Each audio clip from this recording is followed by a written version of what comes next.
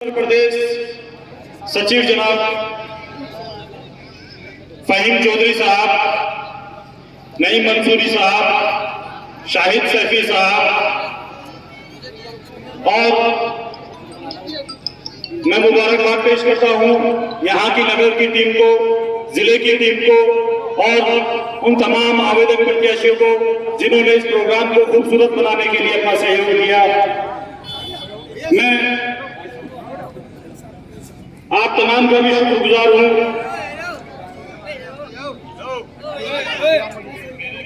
Silent हो जाइए, बैठ जाइए आराम से। प्रोग्राम को हमें सुनना है, हमारे सूबाई सदस्य साहब बैठे हैं, हमें उनको भी सुनना है। मैं अपनी बात शुरू करता हूं इस शेर के साथ।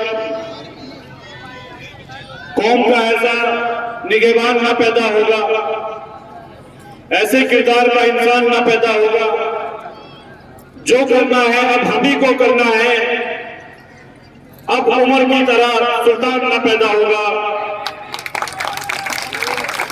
अजीजान मोहतरम, आज इस अजीमोशान जलसे के मन से मैं आप लोगों तक मेरे कायद, मेरे नेता बैरिस्टर जनाब असदुद्दीन ओवैसी साहब का एक पैगाम पहुंचाना चाहता हूं।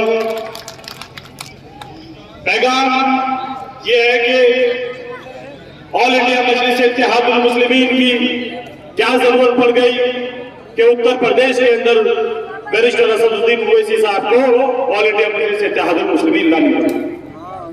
ऐसी क्या जरूरत पड़ी कि हिंदुस्तान के अलग अलग राज्यों में वो शख्सियत जिसके पास अल्लाह का दिया सब कुछ है, इज्जत है, दौलत है, शोहरत है, आज वो हिंदुस्तान के अलग अलग सूबों में गली गली कूचे कूचे घूम रहा है। ऐसी क्या जरूरत आ पड़ी? मोहतरम, अजीजान मोहतरम, वोट हम लोग 75 साल से करते आए, दीगर तमाम पार्टियों को हमने आजमाया। अगर उन तमाम पार्टियों ने हमारे साथ इंसाफ किया होता तो आज मजलिस इत्तेहादुल मुस्लिमीन की जरूरत न होती। इन 75 सालों के अंदर हमने एक बोझा ढोया जिसका नाम दिया सेकुलरिज्म का। हम 75 सालों से सेकुलरिज्म का बोझा ढोते रहे। हम कभी नेहरू को अपना नेता मानते रहे, कभी इंदिरा को अपना नेता मानते रहे, कभी सोनिया को, कभी राहुल को अपना नेता मानते रहे, कभी मुलायम को अपना नेता मानते रहे, कभी माया को अपना नेता मानते रहे, कभी अखिलेश को, कभी अजीत सिंह को, कभी चरण सिंह को, कभी जयंत चौधरी को अपना नेता मानते रहे। हम तमाम नाम निहाल सेकुलर पार्टियों के नेताओं को अपना नेता मानते रहे, जिन्होंने हमें पहले सन काडर फिर बीजेपी काडर दिखाकर हमसे वोट लिया। उन नाम निहाल सेकुलर पार्टियों ने हमारा दिल इतना मुर्दार कर दिया कि हमें अल्लाह से डरने की जगह संघ और बीजेपी से डरने वाला बना दिया।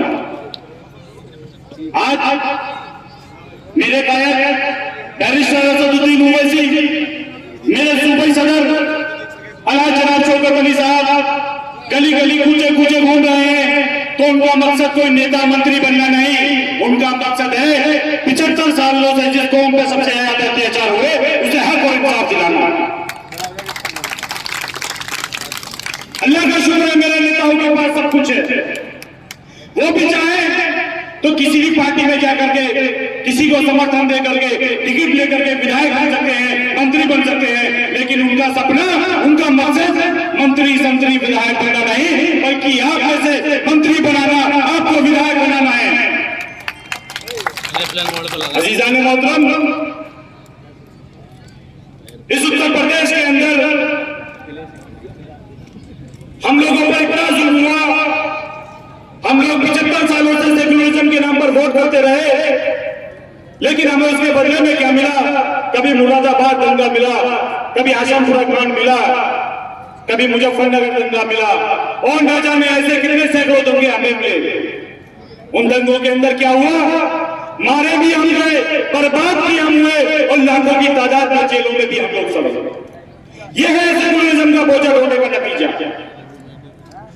आज जब एक जमात आपके हक और इंसाफ के लिए आती है, आपके हक के लिए लड़ती है, तो उन तमाम नाम निहाल सेक्युलर पार्टियों के अंदर बैठे वो तमाम नेता जो आपकी जैसे सूरत के हैं, सीरत के हैं, दाढ़ी भी रखते हैं, टोपी भी रखते हैं, आपके जैसा लिबास भी पहनते हैं, जो कहते हैं कि हम मुसलमान हैं, मैं उन्हें मुसलमान नहीं मानता, वो ज़हनी गुलाम आप लोगों के बीच आते हैं, आपको बीजेपी का डर दिखाते हैं और आपको आकर के बहकाते हैं कि मजलिस इत्तेहाद मुस्लिमीन भारतीय जनता पार्टी की बी टीम है।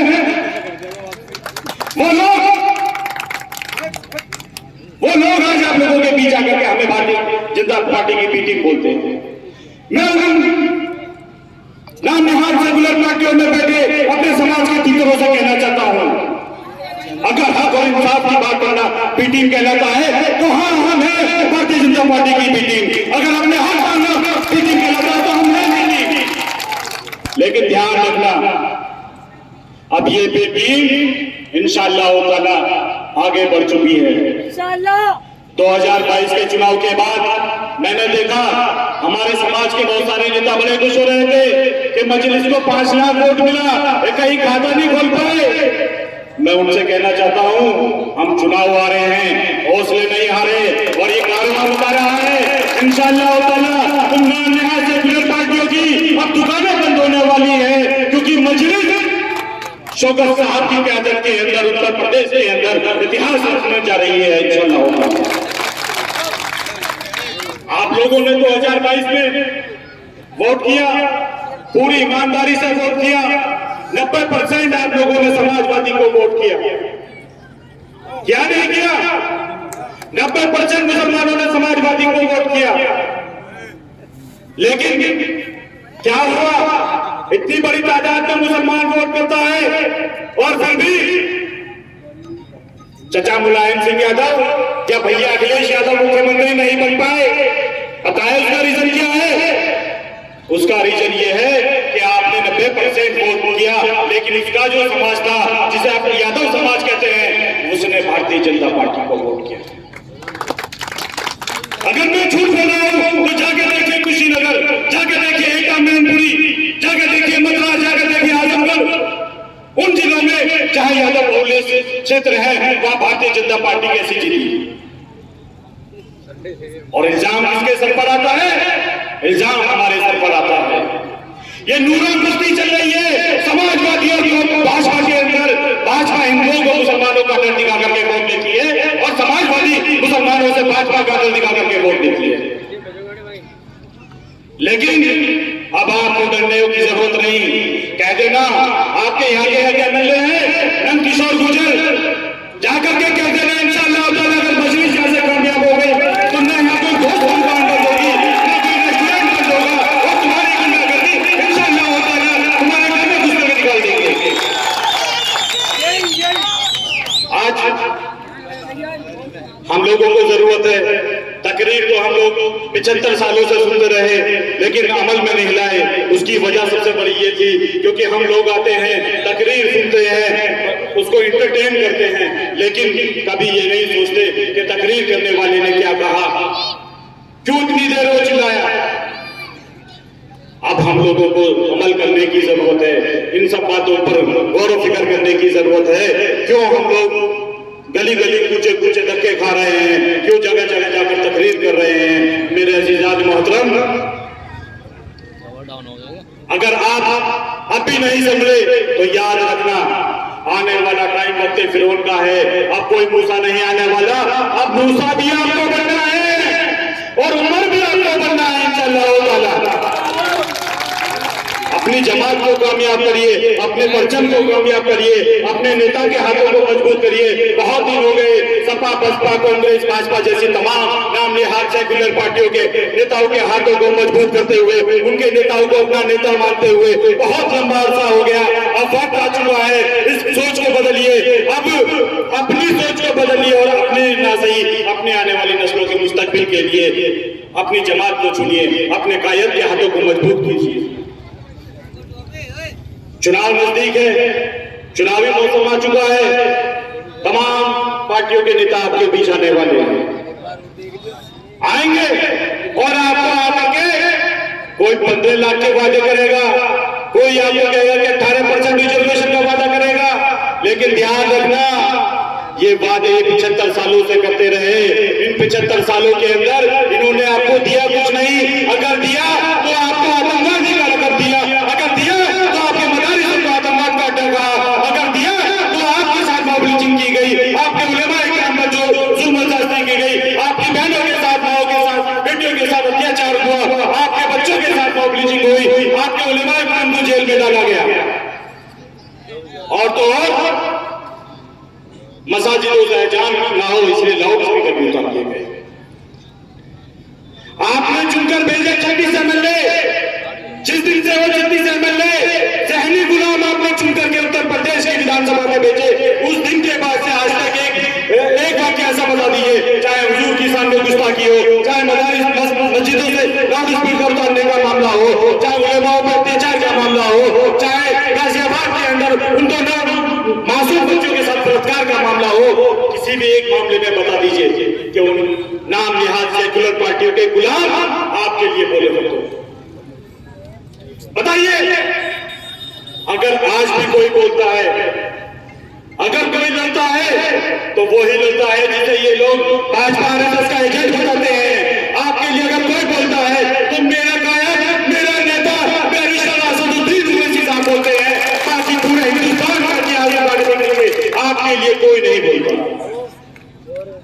अब फैसला आपको करना है, शेरों को चुनना है या गीदड़ों को, फैसला आपके हाथ है। याद रखना, ये जो नगर निकाय का चुनाव है, इंशाअल्लाह ताला यहां से चुनकर गया एक सभासद, एक चेयरमैन, पार्षद उतनी ही अहमियत रखेगा, उसी बेबाकी से बोलेगा जिस बेबाकी से मेरा लीडर बोलता है। फैसला आपके हाथ में है, गुलाम चुनो या मालिक चुनो। हम लोगों को हमारे सूबाई सदर इज्जत माँ वाली जनाब शौकत अली साहब को सुनना है। मैं इस शेर के साथ अपनी बात को खत्म करता हूं। रात तले चिंगारी रख, कुछ तो पर्देदारी रख, रात तले चिंगारी रख, कुछ तो पर्देदारी रख। अमन जरूरी है लेकिन जंग की भी तैयारी रख, जंग की भी तैयारी रख। अस्सलाम वालेकुम रहमतुल्लाहि व बरकातहू। अभी आपने प्रदेश की